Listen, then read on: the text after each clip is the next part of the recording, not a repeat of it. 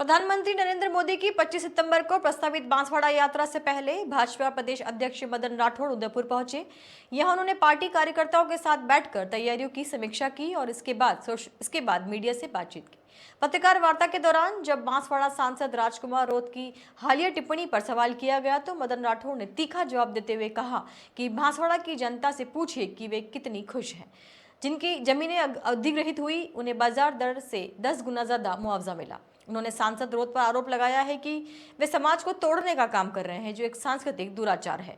उन्होंने कहा कि सांसद को विकास का एजेंडा सामने लाना चाहिए, समाज को बांटने की बातें नहीं करनी चाहिए। इसी दौरान मोहनलाल सुखड़िया यूनिवर्सिटी की कुलपति प्रोफेसर सुनीता मिश्रा के विवादित बयान पर भी प्रदेश अध्यक्ष ने प्रतिक्रिया दी। उन्होंने कहा कि भाजपा का रुख स्पष्ट है कि ऐसा कोई भी बयान नहीं दिया जाना चाहिए जिससे किसी समुदाय की भावना आहत हो। बिना इतिहास को पढ़े किसी शासक की प्रशंसा या आलोचना करना गलत है। ये एक आपत्तिजनक वक्तव्य था और कुलपति को ऐसा नहीं करना चाहिए था।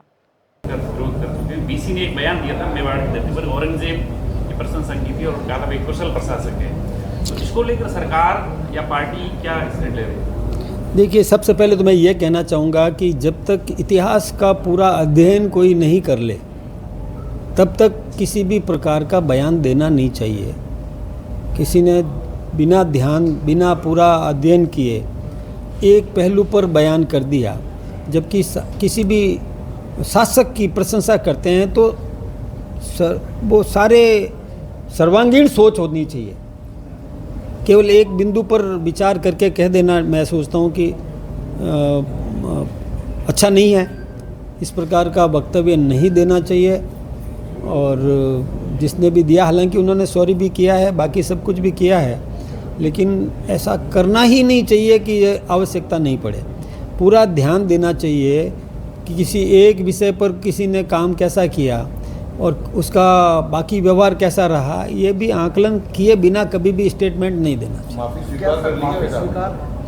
नहीं, मेरा कहने से नहीं होता है। देश की जनता करेगी, राज्य की जनता करेगी, अपने क्षेत्र के नागरिक करेंगे। मेरे अकेले के कह देने से कुछ भी नहीं होता। कल सरकार के मंत्रियों ने स्वीकार कर ली कि माफ़ी मांग ली, और क्या चाहिए? नहीं, हम मैं कोई इस पे कमेंट नहीं करूंगा। जिसने कहा उनके व्यक्तिगत विचार हैं और मैं भी यदि बात रखूंगा तो मेरे भी ये इस समय तो व्यक्तिगत ही होंगे, क्योंकि मैं पार्टी लेवल पर मैंने इसकी समीक्षा की नहीं है।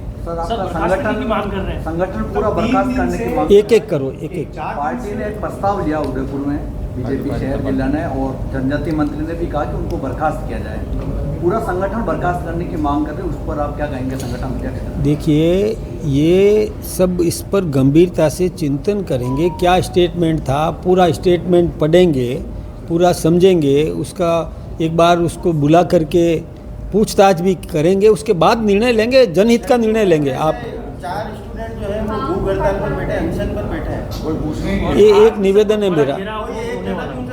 मेरा उनसे ये निवेदन है जो भूख हड़ताल पे बैठे हैं। देखिए, ये फैसले भूख हड़ताल से नहीं होते, ये फैसले समीक्षा करके निर्णय करने से होंगे।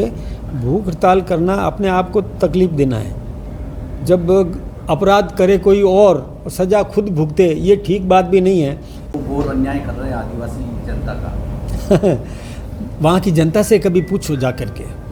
मैं गया था, अभी परसों मैं वहीं था, और जिनकी ज़मीन एक्वायर हुई और जिनको 10 गुना पैसा मिला वो खुश है, बहुत खुश है।